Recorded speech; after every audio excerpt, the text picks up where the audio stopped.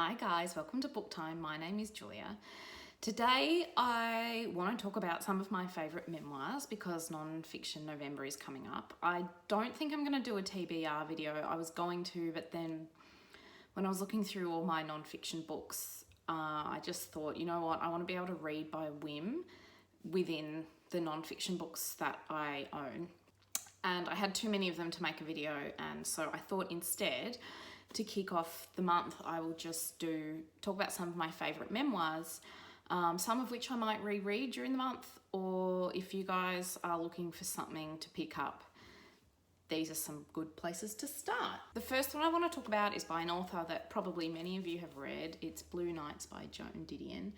Joan Didion is one of my favourite authors of all time, and this is one of my favourite of her memoirs. She's written a lot of fiction and essay collections as well, but of her memoirs, I like this one. She also read The Year of Magical Thinking, which was really popular, but I found that too hard going.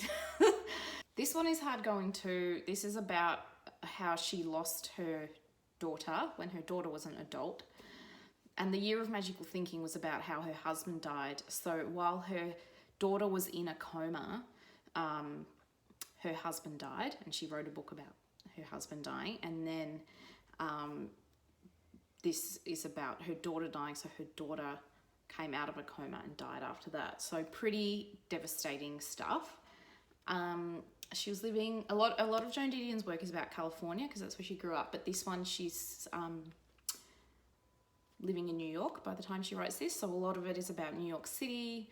It's about grief. It's obviously it's about grief and loss, but it's also a lot about their family and growing up and what it means to have a daughter, to lose a daughter, because their daughter Quintana Roo was adopted, so they couldn't get naturally pregnant, so they adopted, which was, you know, a miracle for them to be able to have a baby that way. So yeah, it's really devastating, but it's really beautiful. It's Joan Didion's trademark sort of I want to say cold writing style, but I don't mean cold in the sense that it's a cold tone.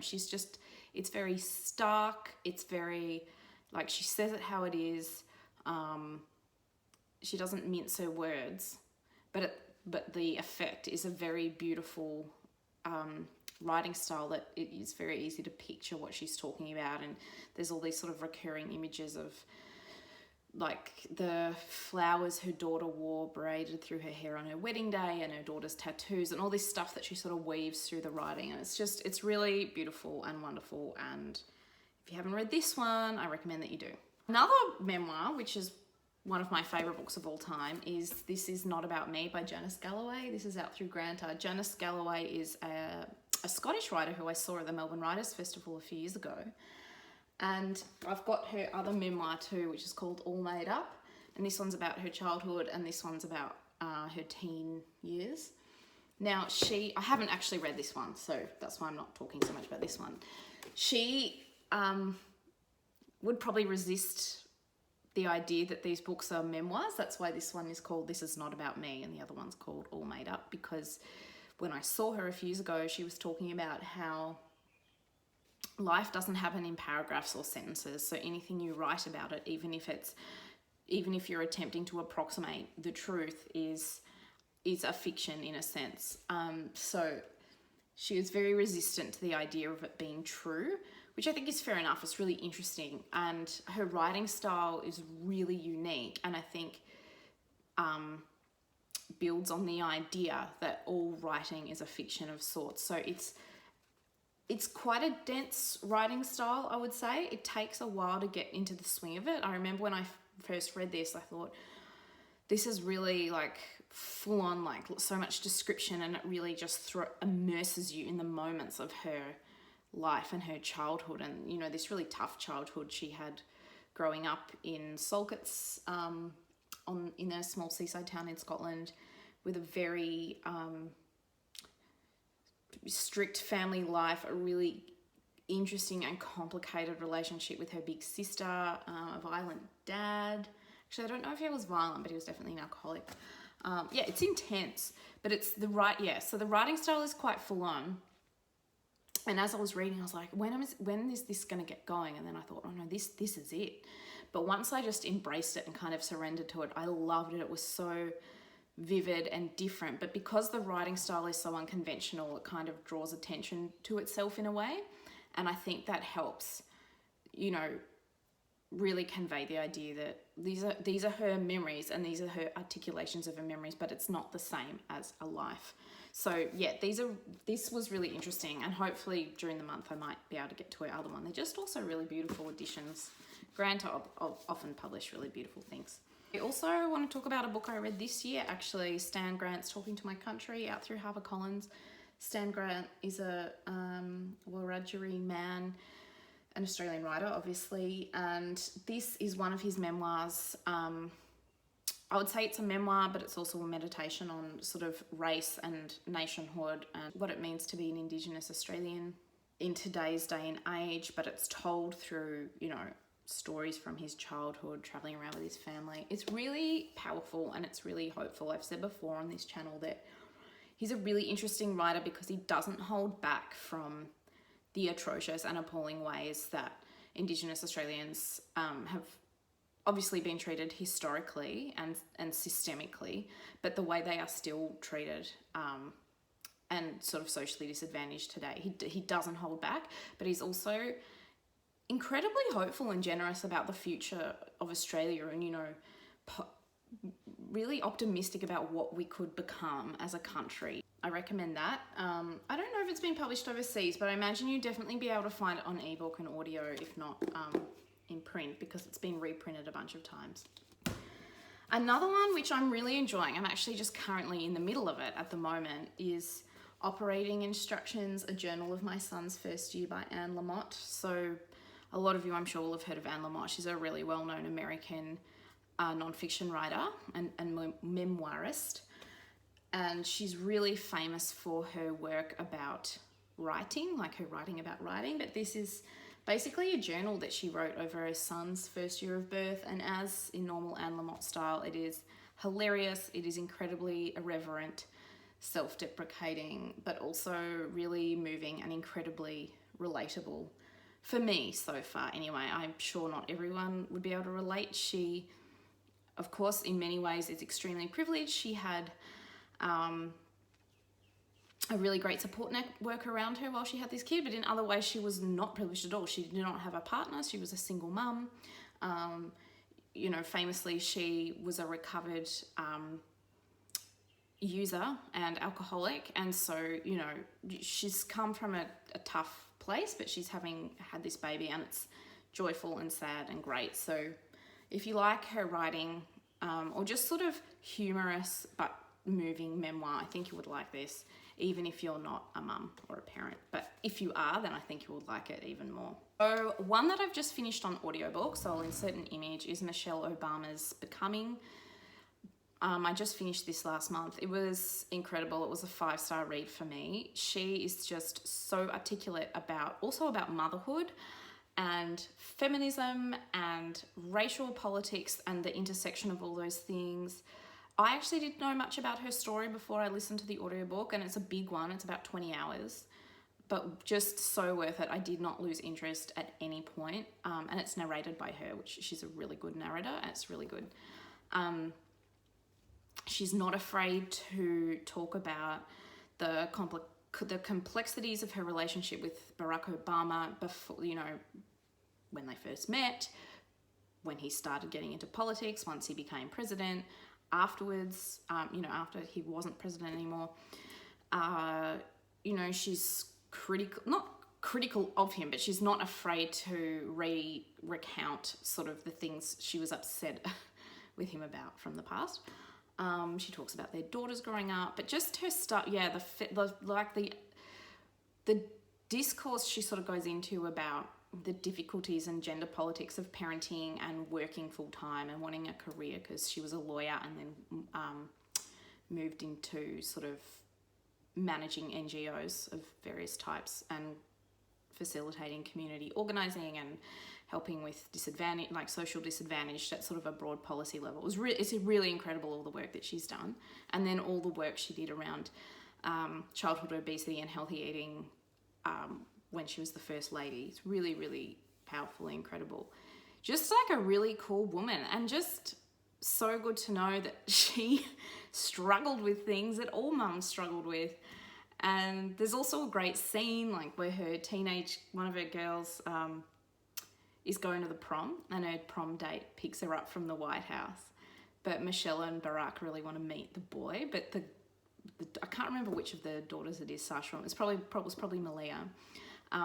Was really embarrassed and was like, "Don't embarrass me, Mom and Dad." And I was like, that's so good that even the Obama kids get embarrassed about their parents. So it was really, really good. I really recommend it if you haven't got to it already.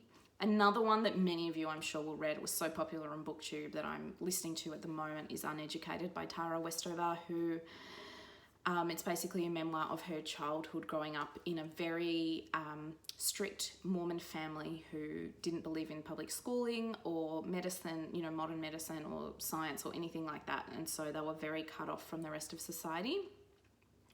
It's about her growing up on the mountain, on their property, and it's pretty intense. I'm finding myself amazed at the generosity with which she depicts her parents, particularly her father, because even though she recounts all these situations which absolutely enrage me as a parent, because I think, how could you let your children get into these incredibly dangerous situations, whether it's about breaking in horses or driving on the road during really bad storms, or not seeking medical help when they are seriously injured, or her dad has a scrapyard and she has a really bad accident helping him out one day, and I was just like, how can you let these things happen to your kid? But she's so, I wouldn't say she's necessarily forgiving or doesn't defend her parents' actions, but she certainly doesn't judge them. And I feel like she just really doesn't judge them, and is sort of like, they are coming from their own complicated backgrounds and struggles that she thinks are with mental health, but obviously untreated mental health issues, because they don't see doctors and things like that. And it's basically the story of how she ends up getting an education in the end. Really, really interesting, really well narrated. It's not narrated by the author, but the narrator is good.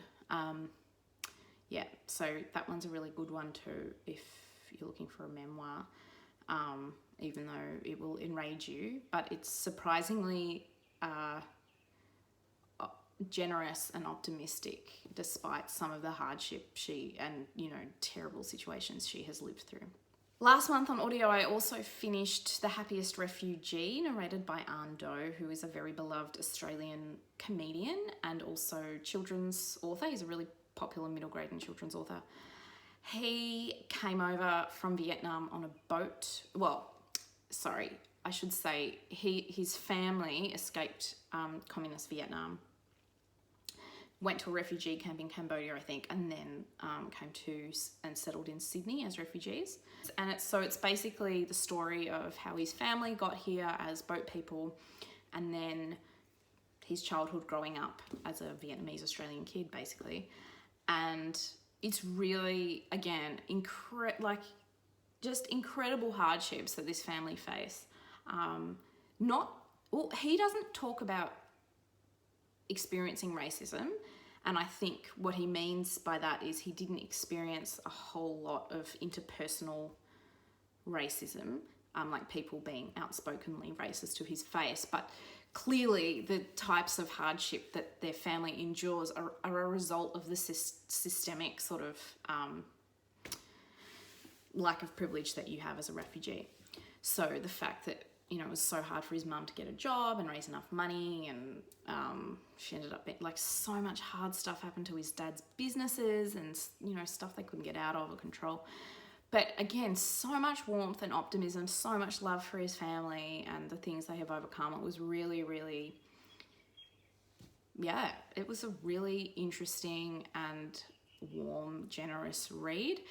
I definitely think, so this was published a while ago. I can't remember when. I'll put the year up on the screen, but The situation with refugees and boat people in Australia is very different now to what it was then, and the conversation is very different. I won't go into it in detail, but basically we have a much lower refugee intake than we used to, and boat people are not allowed, so they're kept in mandatory offshore detention centres to await processing, which can take many years. It's very messy and complicated. Yeah, so he talks a lot about being very lucky and happy, and Australia is such a great country for refugees, which it obviously was in his experience and for that generation, whereas I feel like it probably might be a bit different now. So it's important to keep that in mind as you listen to it, I think. But really worth listening to. He narrates it, he's great. Another one which I read a couple of years ago that was really great was Maxine Beneba Clarke's The Hate Race. So she is really well known for her short story collection Foreign Soil. She's also a very successful poet and has started releasing children's books. I think she might even illustrate them herself, not sure. She's really cool. She's a great Twitter feed if you want, biting commentary, but also hilarity. She's really, really cool.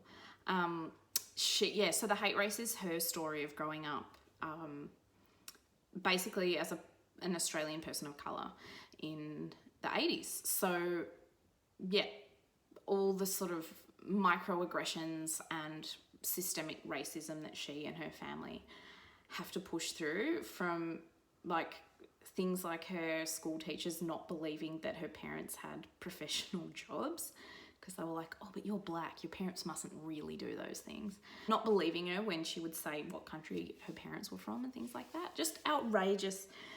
Well, what seems outrageous as a white reader, but obviously, and is outraging, but unfortunately, devastatingly, was commonplace for her and probably many other people of colour at the time. Probably still now, but obviously she's talking about a specific time and place.